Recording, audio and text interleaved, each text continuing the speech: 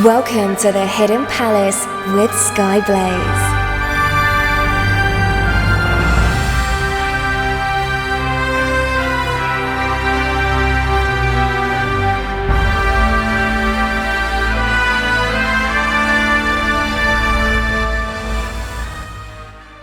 Good morning, afternoon, evening or night, wherever you are in the world. I am Skyblaze, and this is the Hidden Palace here on Radio Sega. For work reasons, I had to postpone this week's episode to today. Turns out that working for a company that's half based in the US and half based in Australia causes a problem. I'm hoping people can hear me. The microphone says it's working. Aha! There we go. Excellent. Right. We are transmitting!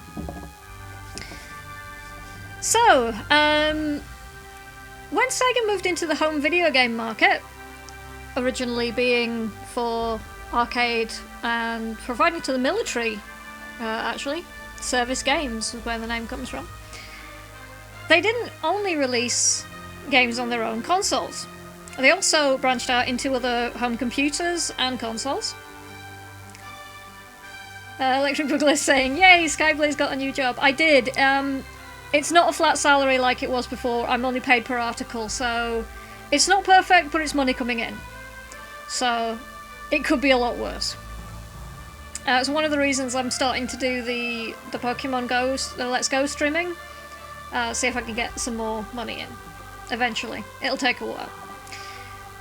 So, speaking of Sega working with people such as Amiga, Sinclair, Commodore, many of Sega's more memorable and famous games were ported, I can say words, to various home computer and consoles, which we'll take a look at here.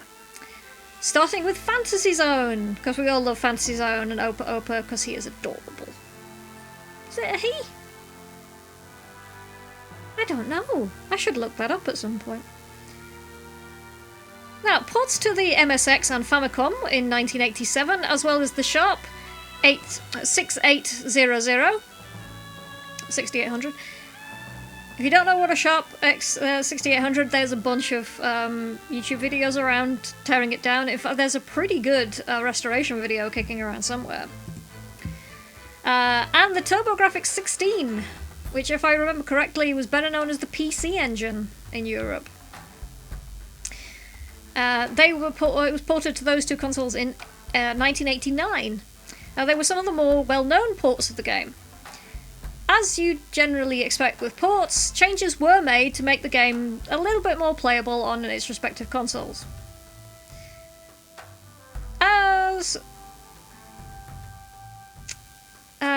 Main changes involved removing and changing backgrounds, changing some of the music, as well as altering some of the enemy numbers and spawn points.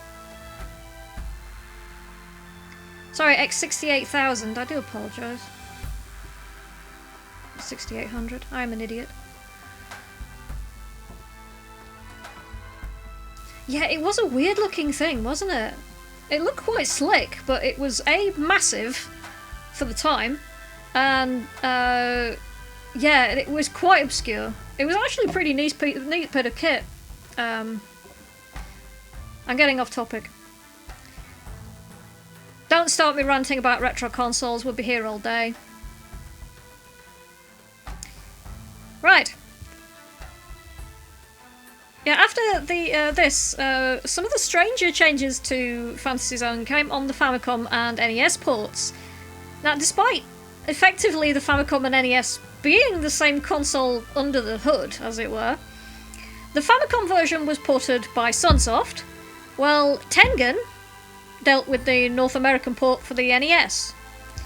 By taking what Sunsoft had done and making a few tiny changes for it, including reducing the number of bases in each level, reducing the number of enemies, and changing the frame rate to try and keep it more steady. Electric Boogaloo is saying there were several X68000 models. I've only seen a couple of them though. I'm not sure what all of them look like. I should look that up at some point, but I would be... It's one of those things, if I start going down one of those rabbit holes, I am there until I'm, like, looking at my watch going, oh god, it's just 3 in the morning. It's a dangerous thing, this hobby. This is and how I ended up accidentally buying a, wait. Stop that. I forgot to loop my music.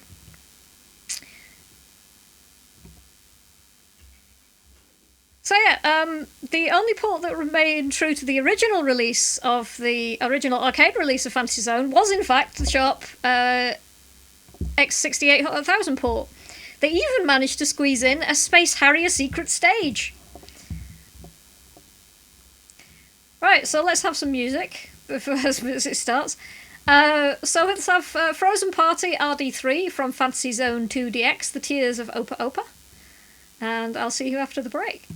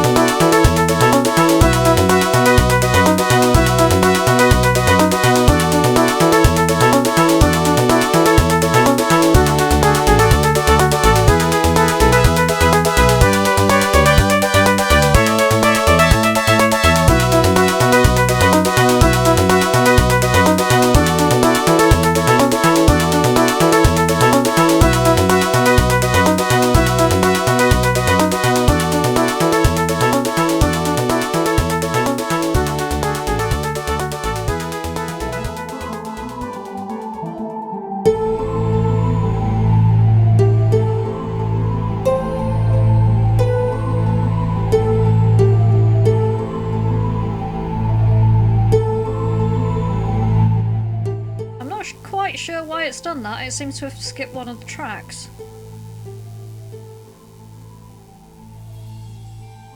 It's weird. Okay, fair enough. Okay.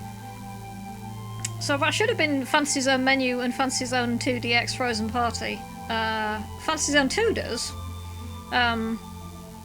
But Radio DJ is being weird. This is not exactly unusual.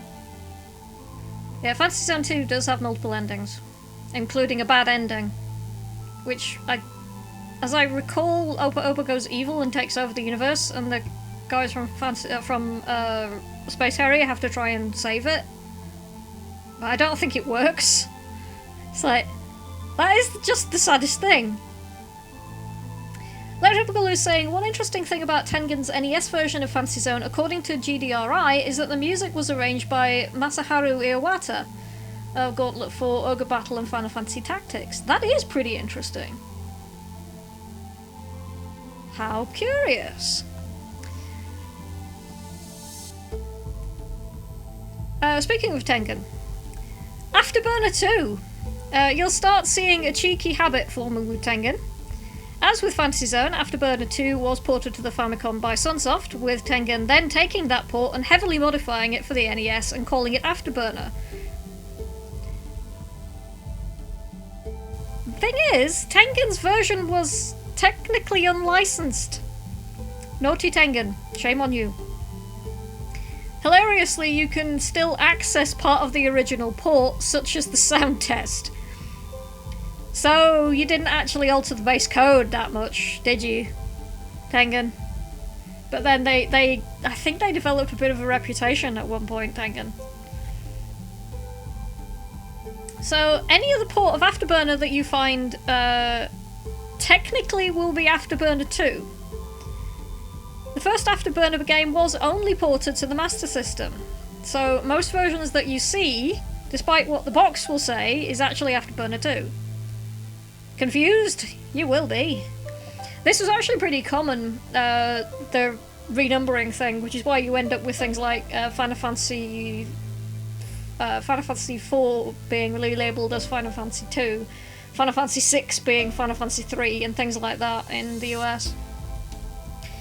The modifications that Tengen made to Fantasy Zone were suspected to be part of a general opinion in Japan that people in the US and Europe couldn't handle harder games, so they would purposely make them easier for Western release. Ho hum. Kefki's saying that he's got his Iwatas mixed up. Whoops. Oh well. So thought Iwata worked on one of the Fantasy Zone games. It was the composer Iwata, not the one you're thinking of. Let's have some more music and hope it actually plays both of the tracks this time. So let's have a couple of tracks from Afterburner 2. This is Final Takeoff, and then Afterburner is the title track Afterburner.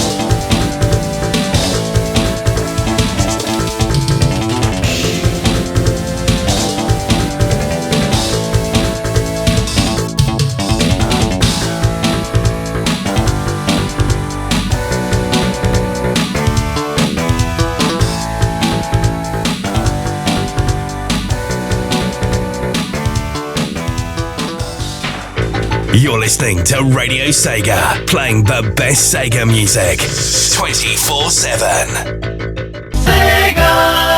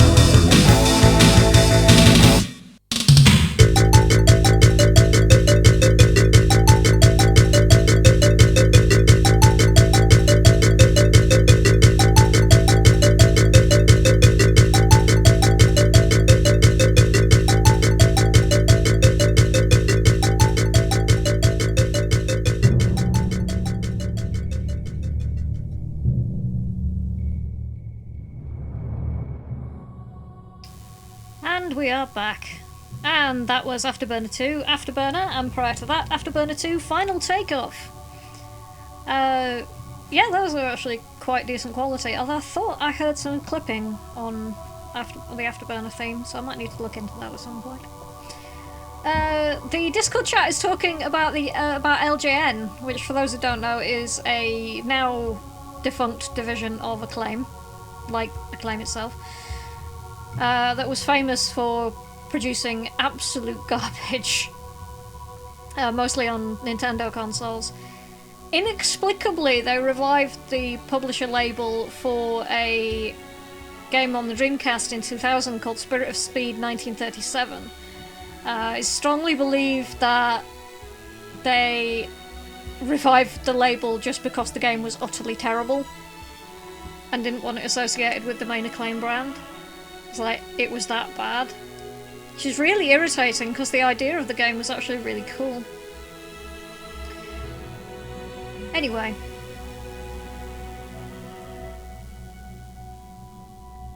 Okay. Where is my script gone? There it is. Right, Power Drift. Released in arcades in 1988, it was ported to the Amiga, Atari ST, Commodore 64 and ZX Spectrum. The ZX Spectrum, as you would expect from a glorified calculator. Haha, take that, Spectrum fans. It's the simplest version with minimal colours, no music, and far from the sorts of graphic you'd expect if you'd ever seen the arcade version. It wasn't a bad attempt at reproducing that sort of quality in the game, though. It was quite smooth, it worked pretty well. The 64 version is definitely improvement on the ZX Spectrum version, and the music is actually pretty decent to listen to, as you will find out in a bit. The amazing thing about this game is that it was made inside it in less than a year. Wow. Which, considering back then the painstaking work you had to do to develop a game, it's not like you could just use a pre-made engine. They started in the February of 1989 and were meant to have it ready by September of that same year, with a £250 penalty clause for each week missed past the deadline. So there was a pretty strong incentive to get it done. The best version of all of them is probably the Amiga version. Both this and the Atari ST ports were programmed at the same time by a guy called Zara Zeke Johannes, best known as ZZKJ of Software Studios.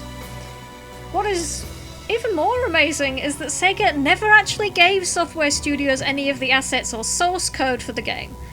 So their artist had to make hundreds of photos of the game in motion, as well as watch footage of someone playing the game till the end in order to make it. What? What? One of the biggest shames is that these two ports had code written for them to allow Amiga and Atari ST users to compete against each other by using a null modem cable. But sadly, this never made it into the final product. Granted, modems were not common in that era, but they did exist, and that would have been a really cool feature. I don't know why they didn't end up adding it. Expense, maybe? I don't know. But yeah, it's a pretty cool idea. What? Green Viper is saying Spirit of Speed is dreadful, but far from the worst Dreamcast game despite what you'd think. I'm interested to hear what you think is the worst Dreamcast game, since it is the Dreamcast 20th anniversary celebration is still ongoing, which I've decided to be contrarian and do a show about a different topic.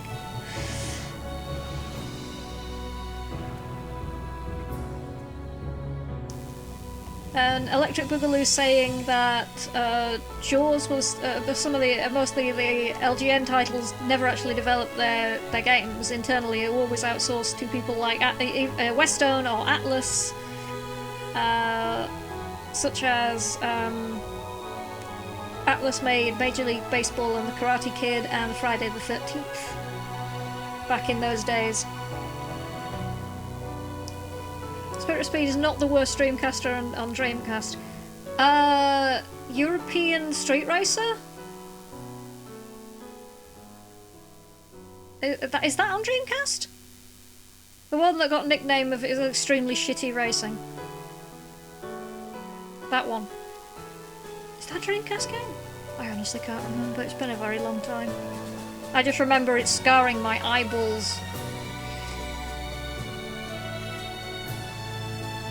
Green Viper saying he thinks it's probably Taxi 2, but racing does seem to be the worst genre on the console. There's quite a few races that barely function on the Dreamcast. Yeah, I don't know why that is. The Dreamcast was more than capable. Metropolis Street Racer, anyone? Anyway, let's have some music. So, let's have Power Drift on the Commodore 64, Poker Face, not that one. Followed by Power Drift Arcade, Silent Language, and that would be the 2011 special arranged version. So I hope you enjoy those, and I'll talk to you again after the break.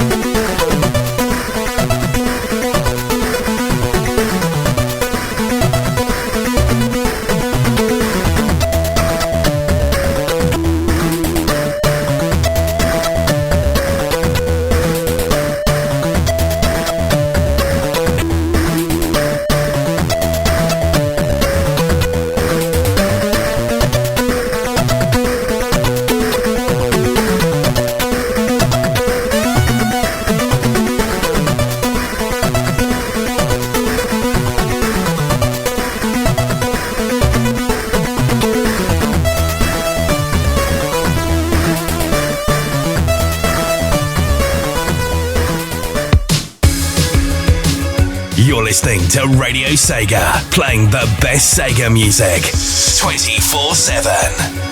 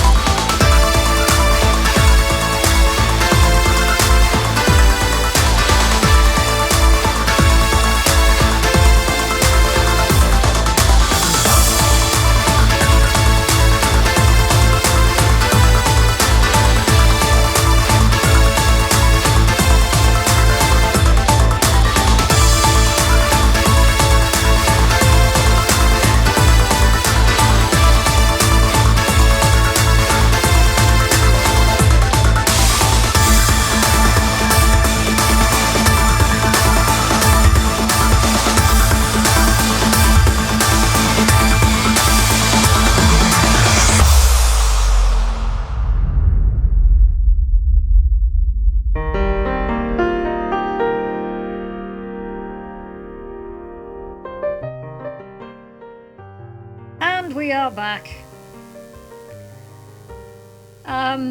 Yeah, the chat has taken a really strange turn. We've been talking about really awful games. And the upshot of it is that my next show is going to be a return to the pit of awful games. So anybody who wants to submit a really awful game on a Sega console, or a Sega game, please send me your nominations, and I will cover them for the next show. Trying to do the music for those ones is going to be pretty interesting. Electric Boogaloo's saying, did you forget the Tiger R-Zone? No, I did not. Oh god. I have covered the R-Zone, I think. I mentioned the R-Zone in a previous show. Oh god, the Gamecom. I'm never entirely sure if it should be Gamecom or Game.com, because there's contradicting information.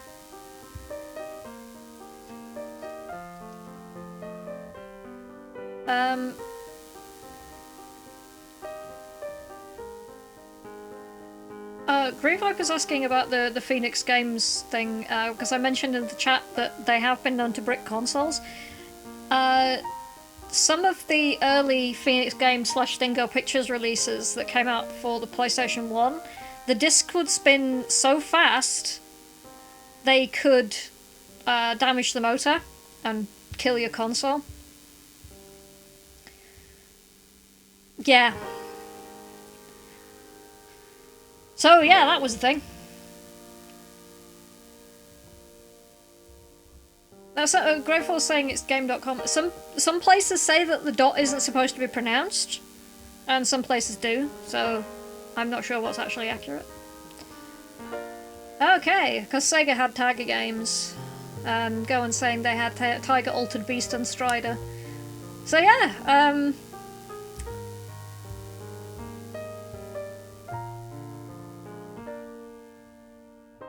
I was saying they were licensed too, weren't they? They were, yeah. Okay. I'm gonna loop my music. Get back on topic. So, last of on-topic bit of this show, we come to one of my favourite games, is Columns.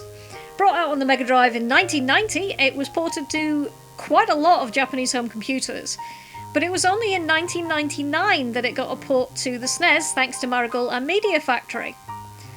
Visually, everything seems a bit bigger on the SNES and strangely a bit fuzzier compared to how sharp everything looks on a Mega Drive. One nice thing the SNES version does give you is a tutorial. Though it's Columns, why do you need a tutorial? The music sounds a little different. I mean, the tunes are similar. I don't know if it's because it's a different instruments or what exactly it is, but it sounds off. It's really hard to put my finger on it. I haven't had a chance to actually examine it in detail.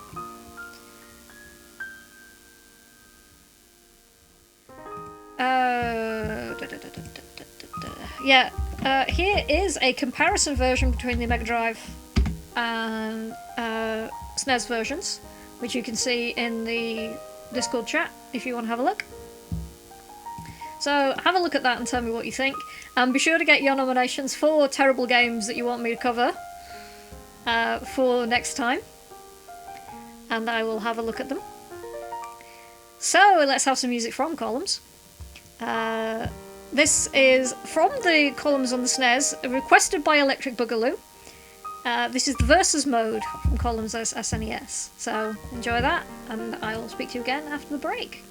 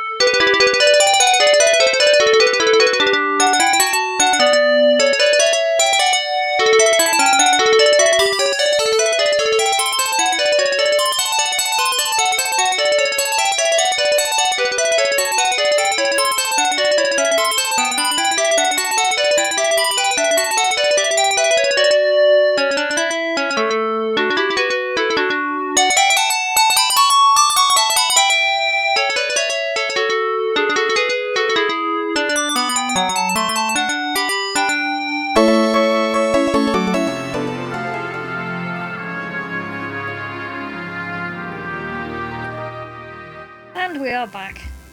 And that was Column's Mega Drive Atropos, and before that was Column's SNES versus requested by Electric Boogaloo.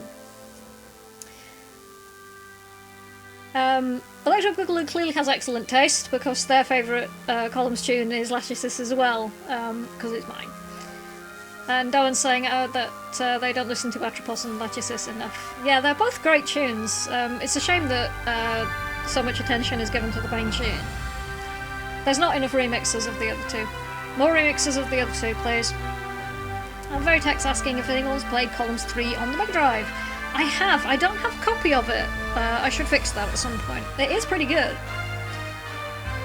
I really enjoy the original though, possibly because I have this zen skill at it. I don't even have to try very hard and I'm actually really good. It's bizarre. Where was I?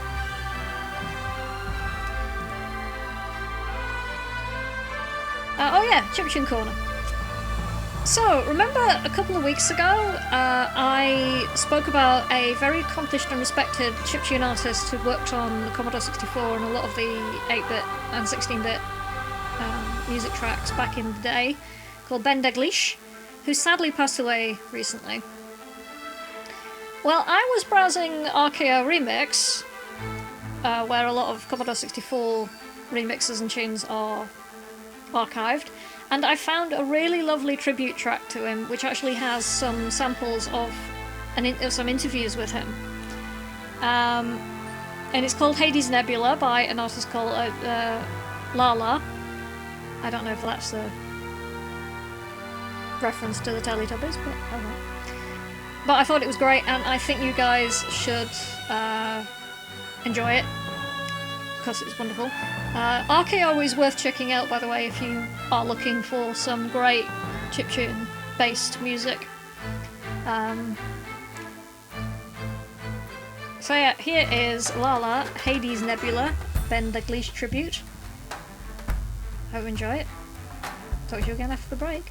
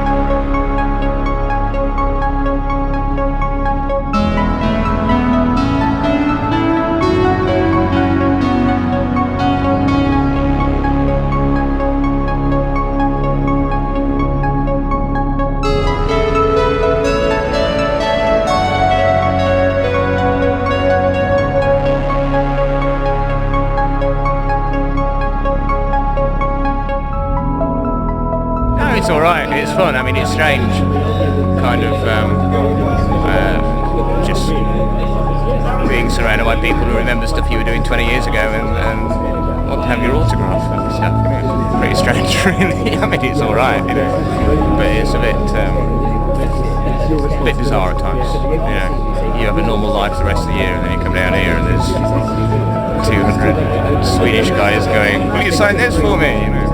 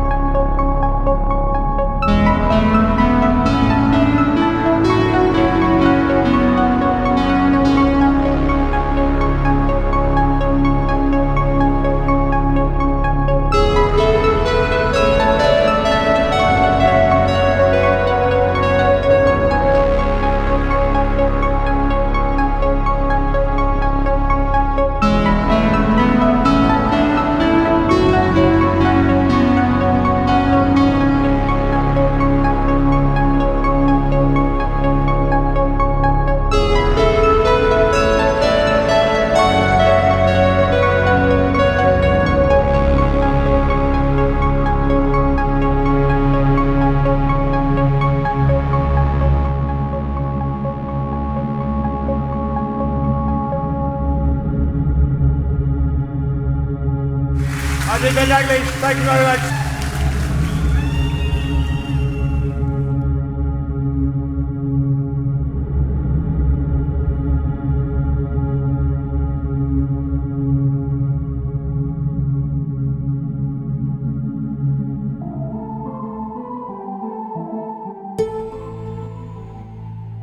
And we are back. And that was Lala with Hades Nebula Ben Daglish tribute.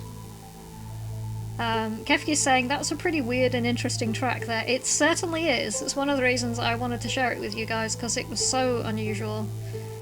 And I thought it was quite nice as a tribute to Ben Daglish, who did a lot of work on some really quality soundtracks.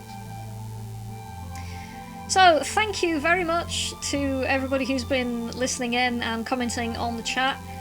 I'm giving some thought to actually moving to Saturdays permanently, because it just makes things a lot easier for work at the moment. Let me know what you think about that. I think it might benefit the show and Radio Sega as a whole to have something permanently on a Saturday. But we will see how it goes.